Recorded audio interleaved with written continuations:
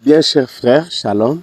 Je suis votre frère Moïse Joa Malou et je voudrais partager avec vous un petit entretien autour de l'utilisation de la dîme. Nous avons tous suivi ces derniers moments la déclaration de notre frère Joseph Branham qui déclarait que toute la dîme ne revient pas au pasteur de l'église locale, mais qu'il devrait recevoir un salaire en faisant référence exactement à frère Branham qui ne prenait pas toute la dîme, mais qui recevait un salaire régulier. Il y a plusieurs citations où frère Branham insiste disant qu'il recevait un salaire de $100 par semaine de son église. Je sais, nous tous, nous sommes témoins que l'usage actuellement dans la plupart de nos assemblées pourrait être différent par rapport à la manière de faire de frère Branham. C'est qu'a aussi souligné le frère Joseph. Je voudrais aussi dire que notre bien-aimé frère Franck, de son vivant, il avait beaucoup souligné cet état de choses, disant que frère Branham ne prenait pas toute la dîme comme son droit personnel, mais pourtant il recevait un salaire et que par conséquent, chaque pasteur devrait avoir un salaire et non prendre tous les bitins comme un bien personnel. Je voudrais qu'on partage pendant quelques moments un petit échange autour de ça avec la parole de Dieu. Et premièrement, je ne veux pas qu'on aille dans les plus grands détails autour de toutes les questions en rapport. On ne veut pas enseigner sur la dîme, mais vous savez que la dîme a toujours existé même avant la loi de Moïse. On voit Abraham qui apporte à Melchisedec la dîme. Et avec la loi de Moïse, la dîme est institutionnalisée. Et on se rend compte directement en observant les Écritures que la dîme était le salaire que Dieu avait attribué aux Lévites. Les gens ou la tribu des Lévites qui était choisie pour officier dans les temples, faire les services, la sacrificature, devraient percevoir la dîme comme salaire du travail qu'ils faisaient. Alors, ça, c'est ce qu'on peut lire dans la Bible. Il faut toujours prendre l'Écriture pour que ça ne soit pas frère Fred qui l'ait dit. Dieu dit dans Nombre au chapitre 18, au verset 31, tu leur diras, quand vous aurez prélevé les meilleurs, la dîme sera comptée aux Lévites comme les revenus de l'air et comme les revenus de la cuve. Vous la mangerez en un lieu quelconque, vous et votre maison, car c'est votre salaire pour leur service que vous faites dans l'attente d'assignation. Donc, les Lévites qui devraient s'occuper du sacrificature et de tout ce qui entoure cela, devraient percevoir la dîme sur les autres tribus comme salaire. Et dans le Nouveau Testament, on ne trouve pas tellement la notion de dîme mise en exergue, mais on trouve certainement que la notion de salaire est là. La dîme qui était un salaire dans l'Ancien Testament est perçue dans le Nouveau Testament sous la notion de salaire. Ainsi, l'abrogation ou le passage de l'ancienne loi, de l'Ancien Testament au Nouveau Testament, ne supprime pas la dîme, parce que la dîme n'a pas été instituée à cause de l'ancienne alliance, mais elle a précédé l'ancienne alliance. Et dans la nouvelle alliance, la dîme est perçue sous la notion de salaire. C'est ainsi qu'on peut voir dans 2 Corinthiens 11 au verset 8, il précise qu'il recevait un salaire. Donc la notion de salaire, ce n'est pas frère Branham qui fut le premier à recevoir un salaire, mais l'apôtre Paul exactement recevait aussi un salaire. 2 Corinthiens 11, nous lisons ceci. Au verset 8, l'apôtre Paul dit ceci. J'ai dépouillé d'autres églises en recevant d'elles un salaire pour vous servir. Et lorsque j'étais chez vous et que je me suis trouvé dans le besoin, je n'ai été à la charge de personne. Dans les églises où l'apôtre Paul partait, où il exerçait son ministère, il recevait un salaire. Ces salaires, c'est les salaires que les Lévites, c'est le même salaire que les Lévites avaient perçu dans l'Ancien Testament. Alors, on voit déjà dans le Nouveau Testament que Paul ne mettait pas la main sur tout le butin de l'église comme son droit personnel, mais il recevait un salaire. Ça veut dire un salaire était vraiment déterminé que sur tout ce qui entre dans l'église, Paul ne recevra que autant. Mais aujourd'hui, on voit des hommes s'enrichir, on voit des hommes prendre tout ce qui entre comme leur butin personnel. Alors on voit que cet esprit n'est pas le même esprit que l'esprit qui a été dans la Bible. Dans l'église du temps pentecôtiste, on se rend compte que Dieu les avait inspiré un système où les gens vendaient tout ce qu'ils avaient, ils amenaient au pied des apôtres et les apôtres distribuaient ses besoins en fonction, distribuaient ses biens en fonction des biens. Il n'y avait personne qui accaparait les biens pour lui-même. Il n'y avait personne qui voulait avoir pour lui-même des mantons avec les biens qui étaient apportés à la maison de Dieu pendant que l'autre n'avait pas de quoi se couvrir les corps. On peut lire ceci dans la parole de Dieu, dans Actes chapitre 4. Ce verset est très important pour voir quel esprit régnait du temps des apôtres. Est-ce que nous avons le même esprit en gérant les biens de Dieu qui sont amenés dans nos assemblées? Dans Actes chapitre 4, au verset 35, nous pouvons lire ceci. Car il n'y avait parmi eux aucun indigent.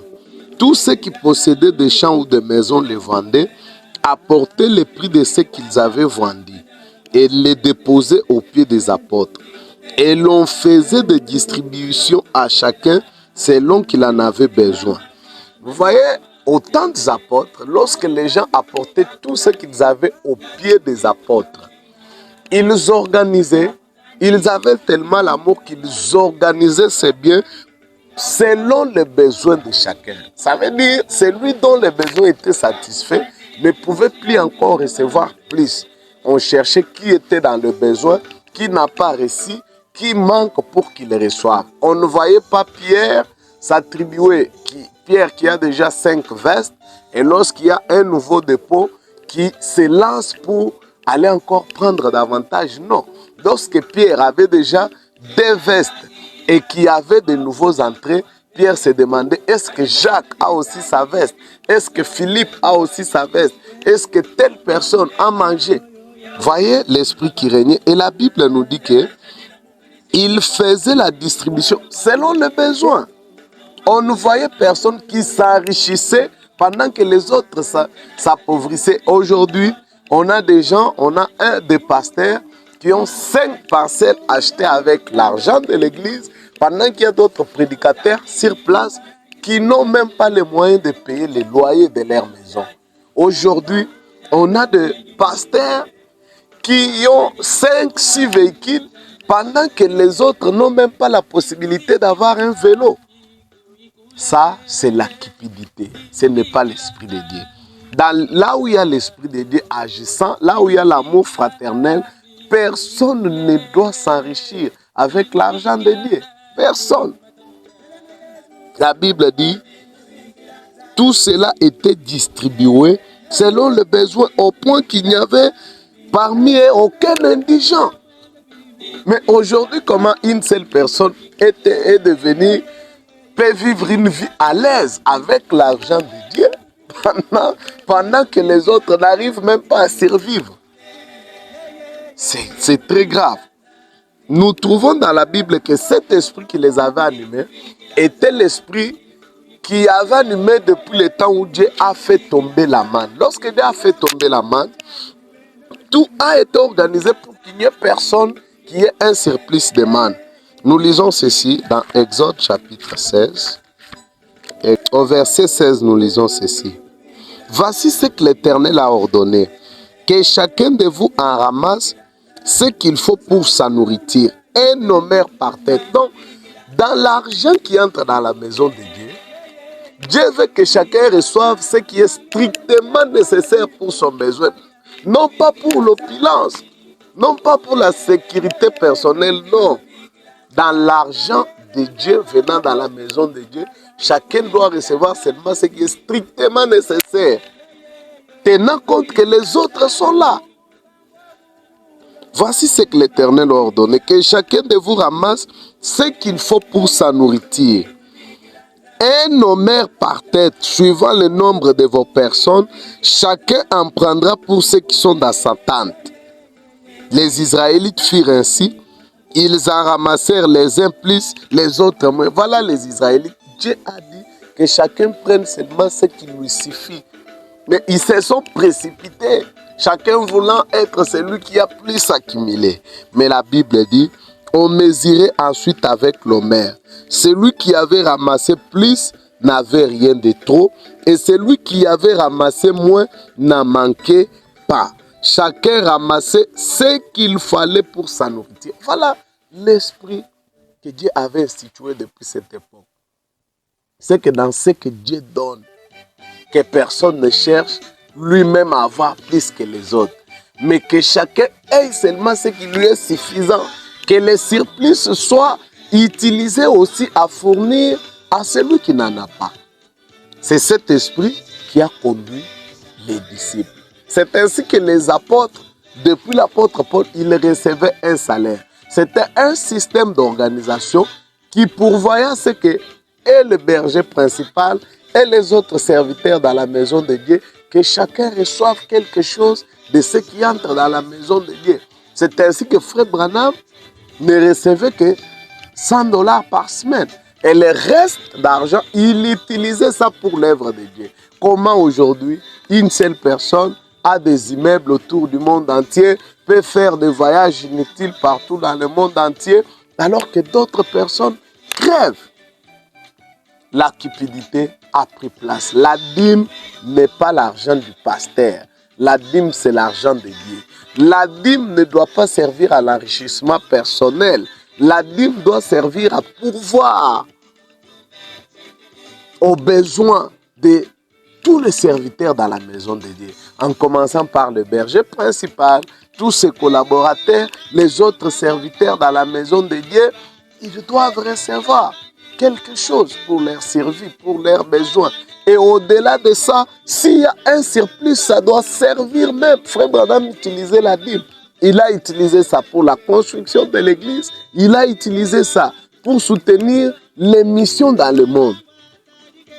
Il y a des prédicateurs qui souffrent avec des petites assemblées. Difficile d'avoir un micro, difficile d'avoir des chaises, mais il y a quelqu'un qui est devenu milliardaire, qui est devenu millionnaire avec l'argent de Dieu qu'il a accaparé pour lui et pour sa famille, disant que Dieu l'a béni. Ce n'est pas la bénédiction, c'est la cupidité. Vous allez trouver, l'église même elle est construite, on n'arrive même pas à finaliser la construction de l'église.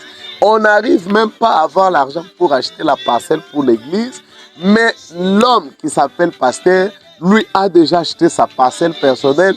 Il a même construit, il a fini sa construction. La construction de la maison de Dieu peine à finir, à être achevée, mais lui, avec l'argent qui entre dans l'œuvre de Dieu, il a fini sa maison personnelle. Alors que David n'a pas voulu construire sa propre maison tant que la maison de l'Éternel n'était pas construite. C'est quoi? C'est la cupidité. Et pour ce genre de personnes, la Bible dit dans Romains chapitre 16, commençons par là.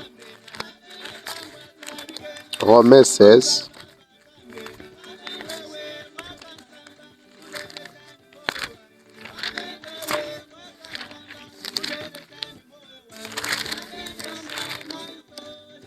Au verset 18, il est dit: